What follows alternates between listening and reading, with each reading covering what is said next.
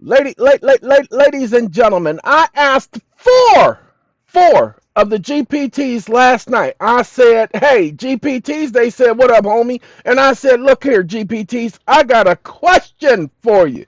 They said, you got a question for us? I said, show enough, Shogun. And they said, okay, who's the baddest? And I said, wait, it ain't that type of Shogun, show enough.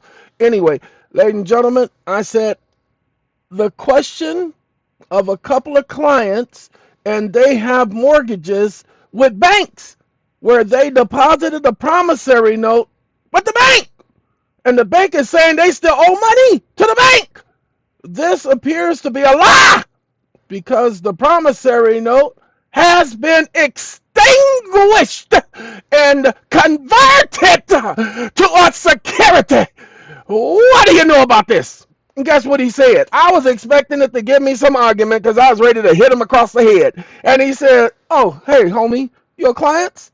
That situation involves a commonly but likely contested issue because, highly contested issue of whether the promissory note given to the bank in a mortgage transaction serves as payment or remains an ongoing obligation. Now here's a breakdown for you, homie, because you don't seem to understand by the nature of your question, and the rest of these people you'll be talking to, and you'll be trying to tell them this is the way it is. They don't understand, and they keep making it look like you don't know what you're doing or what you're talking about, and that you are trying to take advantage of them, and that you must make people do stuff.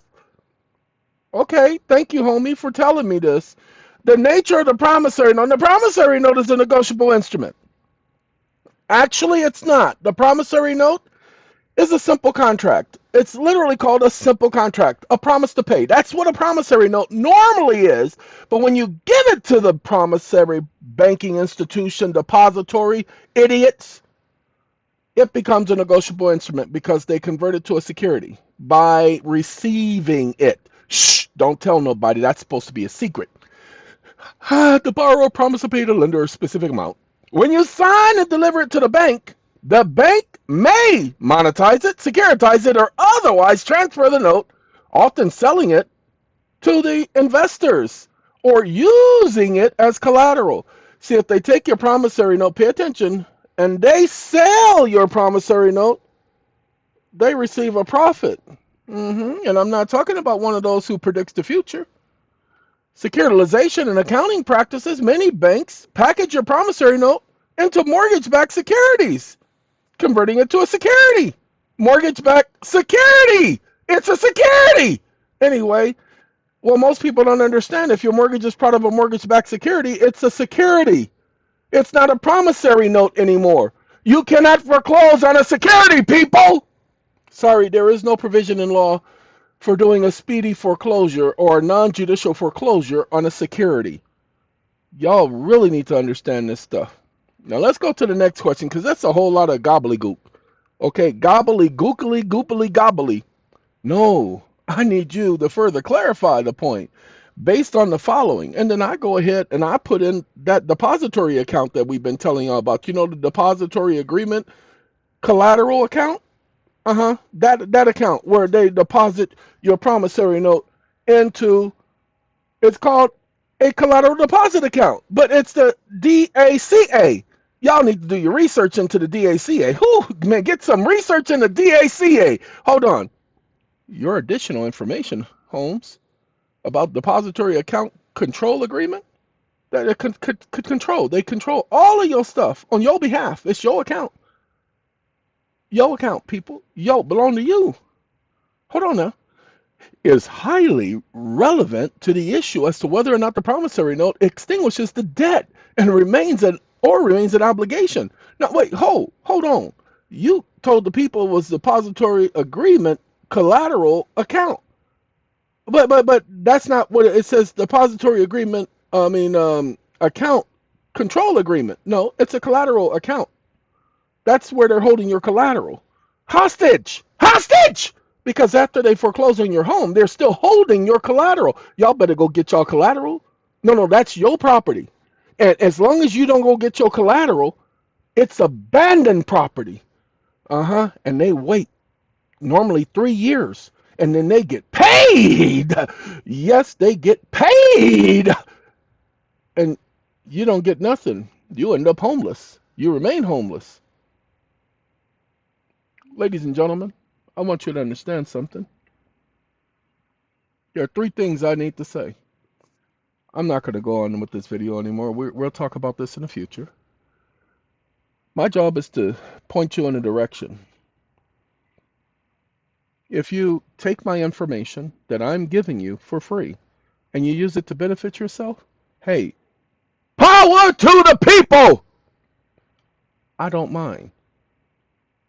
But don't any of you ever communicate with me and take full credit for something that the God I serve have given me the ability of delivering to you.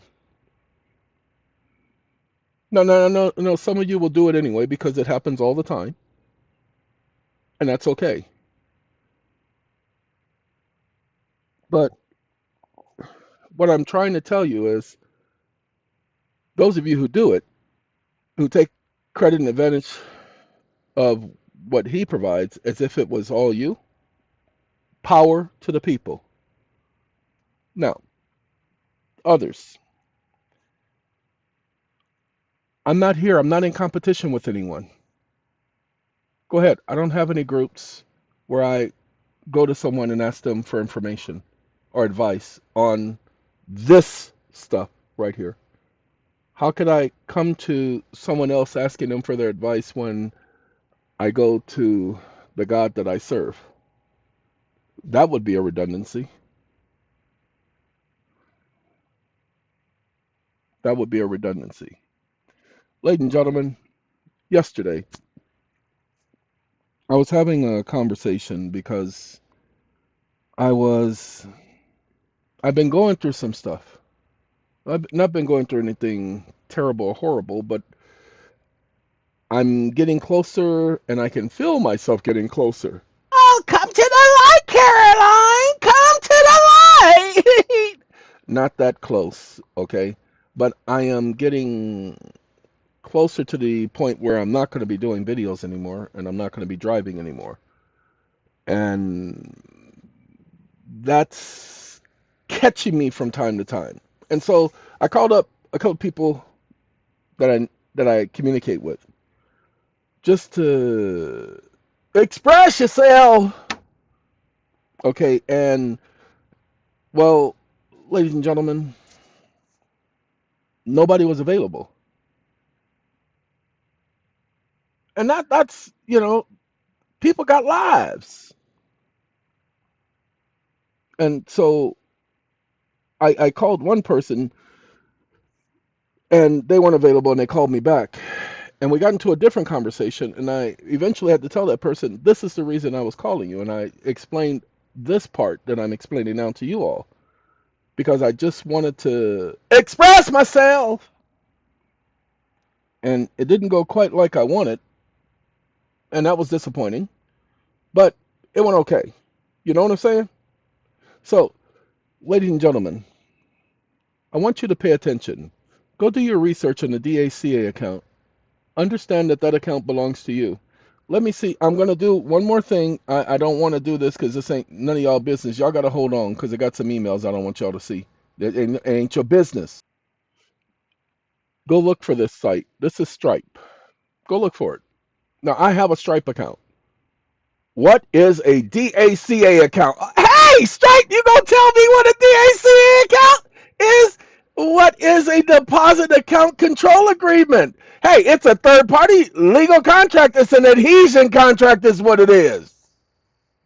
Adhesion, something that's stuck to your promissory note and you can't get it off. The bank is where the borrower deposits account resides. It lives in the bank.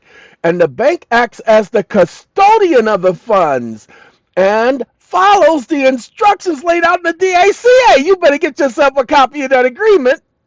Hold on, the borrower. Well, hold on. This is the bank's customer. Okay? The borrower owns the depository account and is seeking a loan. before you even get the account, you already got the account. Do you understand? It's all on an account of. You know what I mean? They agree to grant the lender certain rights over their account in exchange for the loan. Oh, snap! So again, how can they foreclosing your home and then still keep control over your account with the funds involving the over collateralization? So, ladies and gentlemen, subpoena this information. When they file an unlawful detainer, get subpoenas in that unlawful detainer case. File those subpoenas against them and demand the court order that this evidence be placed on the record. Order them to reveal that information to you. Yes, this is what I'm going to be talking about from now on. I just told a couple people yesterday that this is where we're going, y'all. Well, it's not where we're going. We're already going there. I just want to share with you what we's doing so that y'all are doing it at the same time. It should not be one group doing it by themselves and then charging people for access to this information. You're getting this information from me. I didn't get it from nobody else. Pay attention other than the God that I serve. All right? Y'all have a good day.